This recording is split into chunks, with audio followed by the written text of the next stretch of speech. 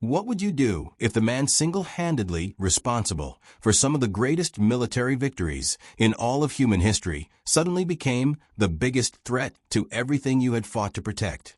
Not on the battlefield, but in a press conference. Not with a tank, but with his own mouth. This is the story of how General George S. Patton, the most feared American commander of World War II, transformed from an irreplaceable weapon into a political time bomb so dangerous that two presidents, Harry S. Truman and Dwight D. Eisenhower, had to navigate the wreckage of his legacy with extreme care, making decisions that would define not just the fate of one man, but the moral direction of an entire nation emerging from the bloodiest war in history.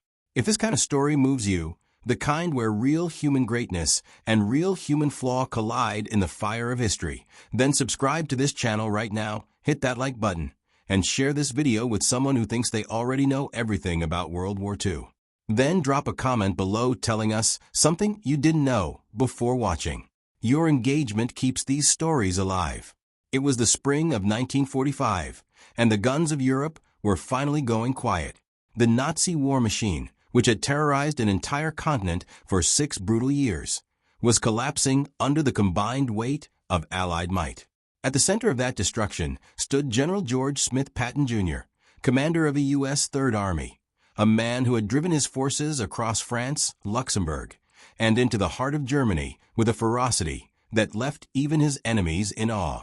Since August 1944, the Third Army had liberated more than 81,500 square miles of territory, captured over 750,000 prisoners of war, and crossed the Rhine River in a lightning strike that stunned the world. Patton was not merely a general. He was a force of nature, a living symbol of American dominance, a warrior born seemingly from another era dropped into the mechanized horror of the 20th century. Soldiers worshipped him. Journalists followed him like a comet. The American public adored him with an almost religious devotion. But behind the ivory-handled revolvers, behind the lacquered helmet and the theatrical bravado, something was already beginning to fracture, something that no enemy bullet had ever managed to touch. The cracks had always been there, hidden beneath layers of military glory. In August 1943, during the Sicily campaign, Patton had slapped 2 hospitalized soldiers he accused of cowardice, men suffering from what we now understand as combat fatigue or post-traumatic stress. The incident at the 93rd Evacuation Hospital on August 3rd and another at the 15th Evacuation Hospital on August 10th nearly ended his career on the spot. General Dwight D. Eisenhower, then Supreme Commander of Allied forces in Europe, chose to reprimand Patton privately rather than relieve him, calculating coldly that Patton's battlefield genius was worth more than the political cost of his behavior. It was a decision made from pure strategic logic, and it set a precedent that would haunt both men for years to come. Eisenhower understood, perhaps better than anyone, that Patton was an instrument of war unlike any other, but instruments without discipline can destroy the hands that wield them. Victory in Europe came on May 8, 1945, VE Day, and the world erupted in celebration. But for Patton, peace felt like a punishment. He had been appointed military governor of Bavaria, a role that required the diplomatic patience of a statesman, the administrative precision of a bureaucrat, and the political sensitivity of a diplomat. Patton had none of these qualities, nor any desire to develop them. He was a warrior without a war, a racehorse locked in a stable, and the frustration that consumed him was visible to everyone around him. In September 1945, barely 4 months after the German surrender, Patton held a press conference that would echo through history. When asked about the ongoing effort to remove former Nazi party members from positions of authority in Bavaria, the denazification program that was the cornerstone of Allied occupation policy, Patton responded with stunning indifference. He compared the Nazi Party to the American Democratic and Republican parties, suggesting that membership had been merely a matter of political convenience for most Germans. The room went absolutely silent. Then the recorders clicked, the pen scratched, and the world erupted. The fallout was immediate and catastrophic. Eisenhower, now commanding all U.S. forces in Europe from his headquarters in Frankfurt, received the news with the grim expression of a man who had been dreading exactly this moment. He had protected Patton through the slapping incidents. He had shielded him from political enemies in Washington. He had repeatedly explained away Patton's outbursts as the unavoidable side effects of military brilliance. But this was different. This was not a private moment of brutality or a battlefield transgression. This was a public statement broadcast across the free world that seemed to minimize the very evil that millions had died fighting. Eisenhower summoned Patton to Frankfurt on September 22, 1945, and the meeting between the two men was one of the most consequential in American military history. Eisenhower's decision was final. Patton was relieved of command of the Third Army and reassigned to lead the U.S. 15th Army, a paper army with no troops, tasked only with writing historical reports. It was, in every practical sense, the end of George Patton's active military life. And yet, even in that moment of professional destruction, the story was not over, because across the Atlantic, in Washington, D.C., another man was watching very carefully. Harry S. Truman had become President of the United States on April 12, 1945, inheriting from Franklin D. Roosevelt not only the final months of the most devastating war in history, but also the complicated political legacy of every decision made before him.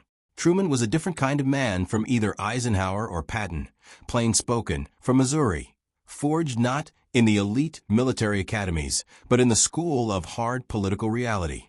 He had his own views on Patton, shaped by both admiration for the general's battlefield performance and deep personal discomfort with Patton's apparent willingness to overlook the crimes of the Nazi regime. Truman had been horrified by the liberation of the concentration camps in April 1945. The images from Buchenwald, from Dachau, from Bergen-Belsen had shaken him to his core. The idea that one of America's most celebrated generals was now publicly comparing Nazis to Democratic Party members was not just politically toxic. It was morally unacceptable to a man who had stared into the face of the Holocaust's aftermath and wept. This is the midpoint of this story. And if you've stayed this far, you're exactly the kind of viewer this channel exists for. Please subscribe right now if you haven't already.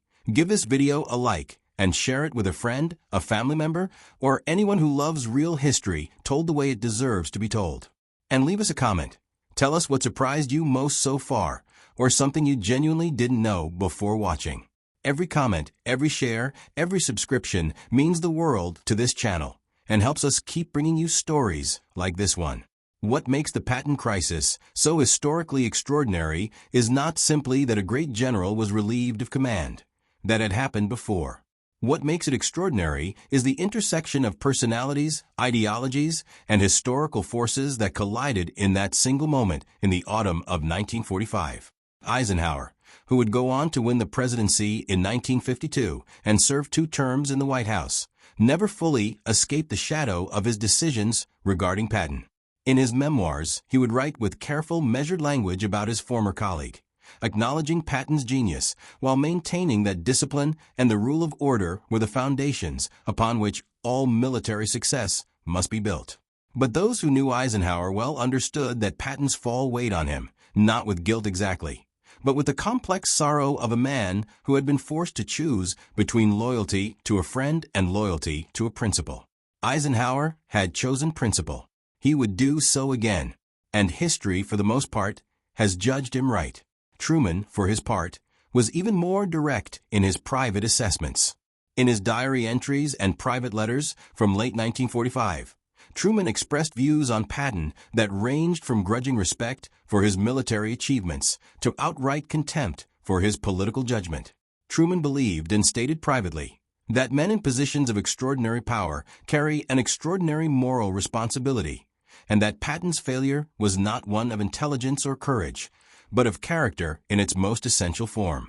Truman was building a post-war world order, negotiating with Stalin at Potsdam in July and August 1945, managing the dropping of atomic bombs on Hiroshima on August 6th and Nagasaki on August 9th, and laying the groundwork for what would become the United Nations and NATO.